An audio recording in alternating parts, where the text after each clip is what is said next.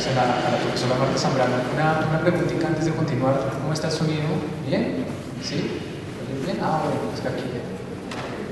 no está bueno. Yo simplemente voy a hacer como una pequeña presentación, una apertura del debate que los panelistas nos van a dar con mucha más extensión, relacionado también con unas cuestiones que la profesora Marta ya ha señalado en relación a esa problemática vinculación que existe entre la obra y la vida, entre el sujeto y el conocimiento. Pero antes de empezar con estas palabras, yo quiero decirles a ustedes y enunciar más bien una declaración, y es que mi interés por la historia de la antropología no es algo marginal a mi quehacer como antropólogo. Yo no entiendo esta preocupación por la historia de la antropología como un divertimento o como un espacio de recreo, porque entiendo que la historización de la disciplina me ha ayudado mucho a la comprensión de nuestra situación como antropólogos y en general como científicos sociales, a una localización cultural histórica de entendernos como participantes y actores concretos de la generación de conocimiento, de unos conocimientos expertos, y a la participación en relaciones de poder que caracterizan la generación de esos conocimientos. Y creo que si de algo ha de servir la historia de la antropología en una disciplina que por lo demás se dedica a estudiar, creo que la mayor cantidad de fenómenos sociales posibles, es justamente para recordarnos que esos puntos de vista y esos conocimientos que producimos son también cosas de este mundo y están llenas de nuestras emociones y de nuestras convicciones y han sido generadas desde conocimientos parciales y situados. Y en esa medida, yo creo que lo que he encontrado y lo que muchos de los colegas que han trabajado en la historia de la antropología, no solo en el país, sino en otros lugares del mundo, hemos encontrado, y además los que se dedican a los estudios de otros conocimientos, es que la vida y la obra, el sujeto y el conocimiento, no son experiencias diferentes, no son experiencias separadas, que su relación es compleja, como lo decía la profesora Marta, citando a Octavio Paz, es algo que se nos aparece cada vez más evidente a medida que vamos profundizando en diferentes escenarios de investigación. Pero no es algo propio de la antropología, sino que es algo propio de todos los conocimientos expertos, y muchos investigadores lo han notado en campos tan diversos como la historia y la química, la física, la genética, la biología, la filosofía, y creo que esos vínculos entre la vida cotidiana y el conocimiento producido nos sirven para volver a aterrizar esos conocimientos en las situaciones que se generen. Y por eso no es extraño que hagamos este evento, en el que volvemos a interrogarnos sobre la vida de uno de los pioneros de la antropología colombiana, como lo es Gerardo Rangel Dormató, en un cuestionamiento que evidentemente se hace necesario a partir de las investigaciones del profesor Augusto Oyuela, y que personalmente creo que nos ha recordado, o por lo menos a mí me ha recordado como historiador de la antropología, que aún nos hace falta un largo trabajo de cumplir con esa tarea de contextualización histórica, social y cultural de nuestros conocimientos, y en específico de los conocimientos que producimos en Colombia, y particularmente de los conocimientos biográficos, que sobre eso creo que volveré más adelante. Lo cual no quiere decir, de todas maneras, que la historia de la antropología sea un espacio vacío o algo que no se haya hecho. Por el contrario, lo que uno encuentra constantemente desde los mismos orígenes de la institucionalización de la disciplina por allá en los años 40 con el Instituto Etnológico Nacional, en la Escuela Normal Superior, con el Instituto Indigenista Nacional, es a los participantes de esos proyectos, que podemos mencionar a Luis Duque Gómez, a Virginia Gutiérrez de Pineda, a Roberto Pineda Giraldo, a Milciades Chávez, interesados en recuperar la memoria de su quehacer. Y sin duda, en tan corto tiempo que lleva la antropología como disciplina institucionalizada y académica, vale la pena preguntarse un poco por qué este afán de historización, por qué esta necesidad casi, no vamos a decir compulsiva, pero sí intensa de recuperar la memoria y de trazar una historia de la antropología, que yo pues obviamente no tengo la respuesta para ello, pero hay como unos elementos que van girando y que van tomando forma a medida que uno va conociendo esos ejercicios de historización. Y es que la narración de la historia de la antropología por parte de las personas involucradas en proyectos de institucionalización y en proyectos académicos de formalización de los estudios etnológicos, arqueológicos, antropológicos, también los nombres cambian de acuerdo a las localizaciones geográficas, es una venerable práctica de esas personas. Es decir, uno lo encuentra en Edward Taylor, lo encuentra en Franz Boas, lo encuentra en Robert Lowy, en Claude Lévi-Strauss, en Evans Pritchard, ¿sí? Constantemente esa intención de recuperar el pasado y generalmente uno puede leer, cuando lee también entre líneas y cuando se preocupa por la propia historia de su tradición nacional de antropología,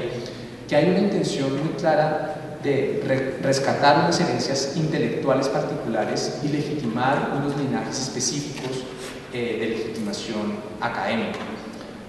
Son, digamos que, generales los intentos de distanciarse de los misioneros religiosos, de los administradores coloniales, de los viajeros aficionados,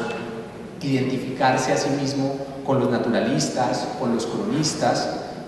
la apropiación, por ejemplo, de los museos como espacios donde ya no se va a exhibir el objeto por su belleza ni se va a coleccionar la curiosidad, sino que se va a hacer una exposición científicamente organizada y por lo general garantizar la objetividad o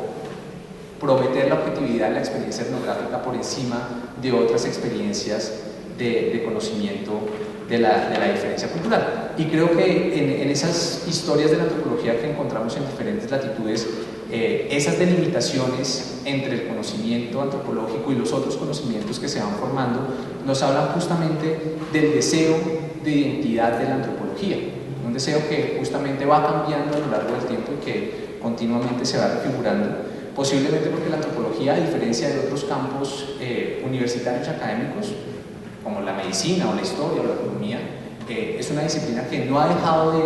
reconfigurar sus bordes, de desfigurarse también y de adaptarse a nuevas circunstancias. Es una cosa que Franz Boas decía también cuando recién comenzaba a institucionalizarse la antropología en Estados Unidos, el carácter contingente de los límites disciplinares de la antropología. Y creo que en esos ejercicios de la memoria, e incluso en este que hoy vamos a hacer, esas delimitaciones son muy importantes. Sin embargo, y quiero que esto quede muy claro,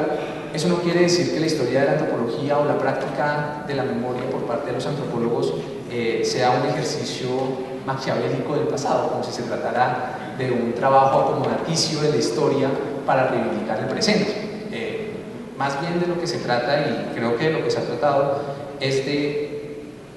aprovechar el pasado para comprender el presente. Por eso no solamente los pioneros de la antropología en esos proyectos de institucionalización en diferentes lugares del mundo y en Colombia se han encargado de esta historia, sino que nuevas generaciones también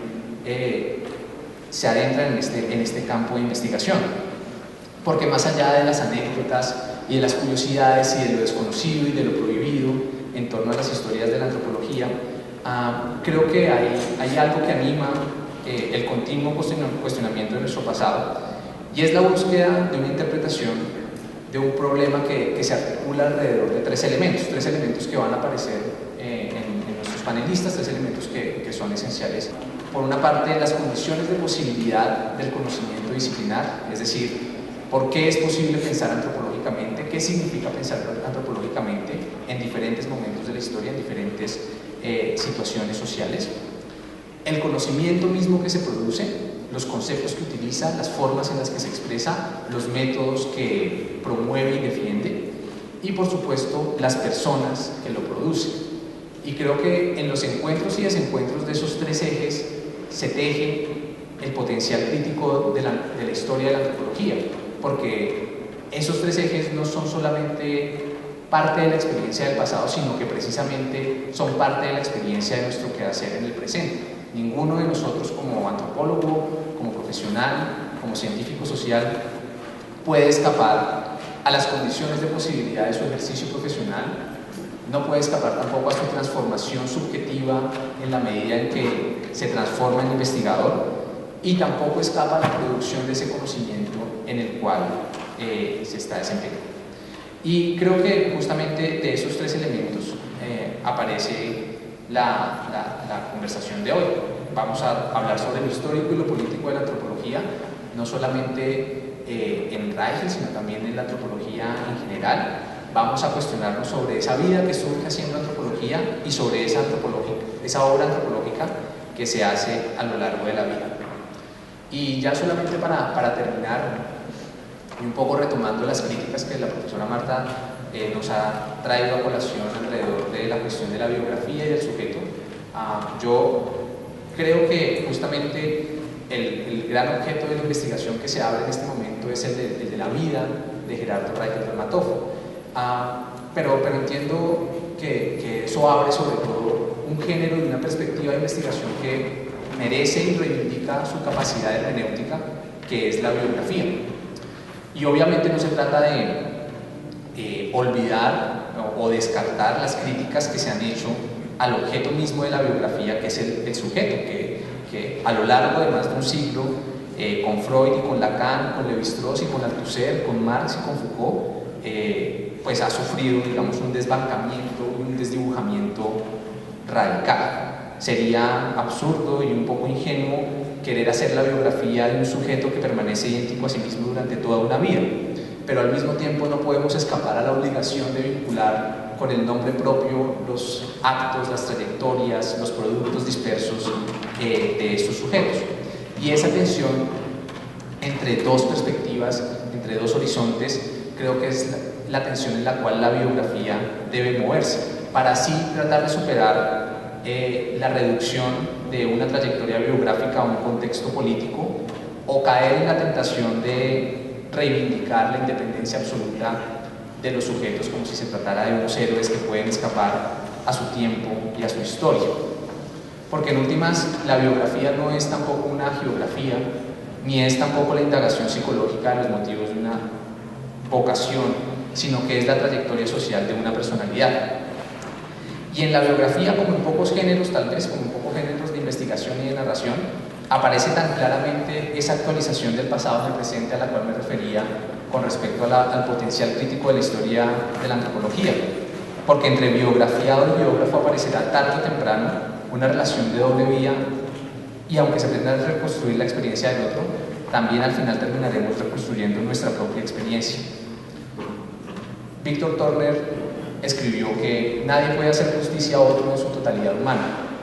y la biografía, consciente de la imposibilidad de su objetivo, no dejará nunca de ser necesaria.